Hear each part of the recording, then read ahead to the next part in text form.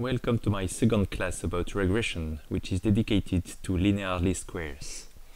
The goal of this class is to give you a detailed mathematical account of how to perform linear least squares, and then to explain to you how to switch from the linear case to the nonlinear case with two families of methods. So first, the least squares themselves. As I already explained in the introduction, you assume you have some data points, which are here the black dots. Okay, here they represent 20 samples, and you are looking for some latent function to explain these data points.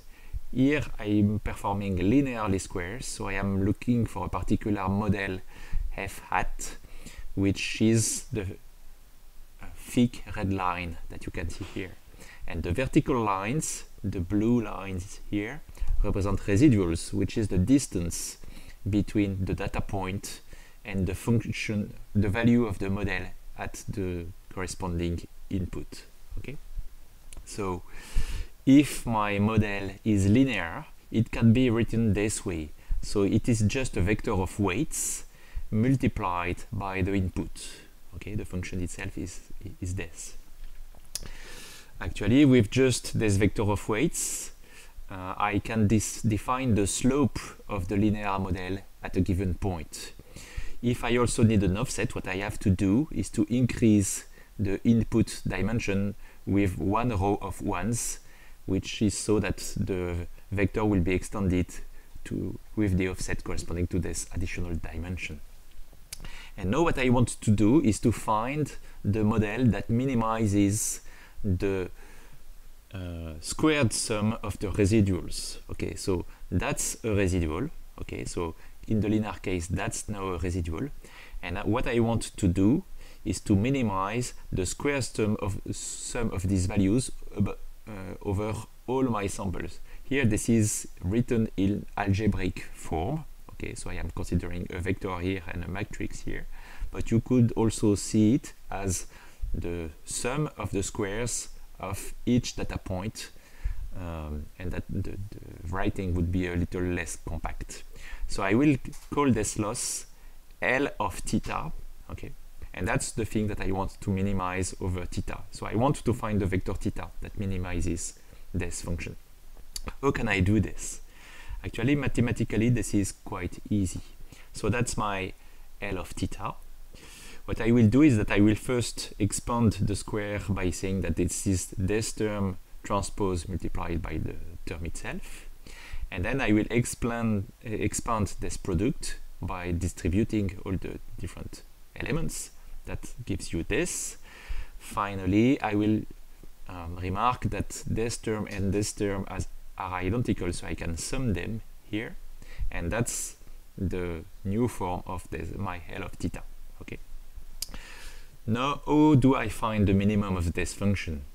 The point is that the minimum of a function its derivative is null. So I will derive this particular expression with respect to theta, and I will say that my derivative should be null, and I will find the corresponding theta. Okay. So deriving this expression with respect to theta gives this. So I remove this term because it's not function of theta, and then you can see how you derive it. You have to know about derivative to understand this class, of course. Finally, I say that my derivative should be null, so I should have this term equals to 0, which can be rewritten this way. And finally, I can, since I just have one theta here, I can say that the theta corresponding to my minimum is exactly this. So I have multiplied by x transpose x minus 1 so as to remove this and put it here. Okay, and that's it. So this calculation gives me the optimal vector of weights theta that will correspond to the thick red line that I've shown you in the previous picture. Okay, so this is a single calculation that's analytical, and you get the best possible regression for your data points. Actually, there is a small issue, which is that if your data point set is ill-conditioned, so if you have some points that are too close to each other or some missing points or etc., there might be several reasons. This can generate very large theta star weights and very small ones. We will say that your model is not very good because you would like those values, those weights, to be more similar to each other. What you can do to prevent this is use a form of regularized least square, which is also called ridge regression, okay, which consists in penalizing large weights so as to avoid having very large weights in some dimensions.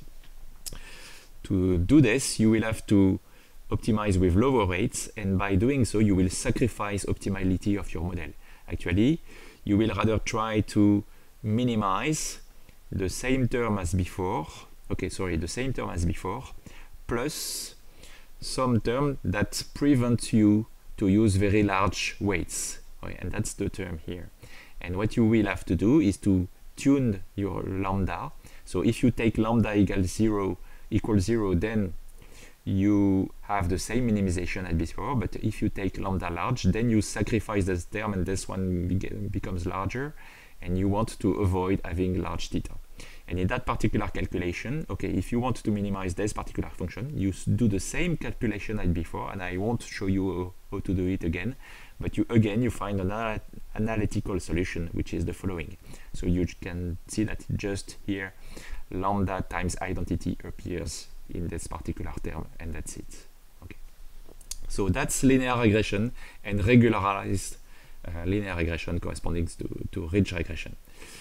Now, how can we move to nonlinear regression? That's the purpose of the next two classes. So I have just presented to you how to find some linear model, and I will show you in the next two classes that there are two families of methods to perform nonlinear regression. The first one corresponding to these algorithms, which are well known in the literature, for instance, for learning model for robotics, consists in splitting the domain of your function into smaller subdomains and performing weighted regression in each of the subdomain, and finally summing up everything to get a final complete function. I will explain this into details. And then the other approach rather consists in, if the function that relates your input to your output is highly nonlinear, what you can do is project your input space into a different space where the function relating your data points in the different space to your output this time is linear. So by performing just a single regression in this new projected space and then a single linear regression in this new space, then you find an accurate model of your function, and then you have to project back to your input space. This corresponds to these techniques, and this is in particular what neural networks do. Okay, so I will present to you those two families of methods, and finally I will show you that there is some unifying view corresponding to those two families at the same time. Okay, so I will highlight the similarity between both approaches. And let me say that there is a paper that gives this general perspective about all these algorithms, which is this paper. So if after having seen the next two classes you want to know more, you should read this paper, definitely. Again, thank you for watching.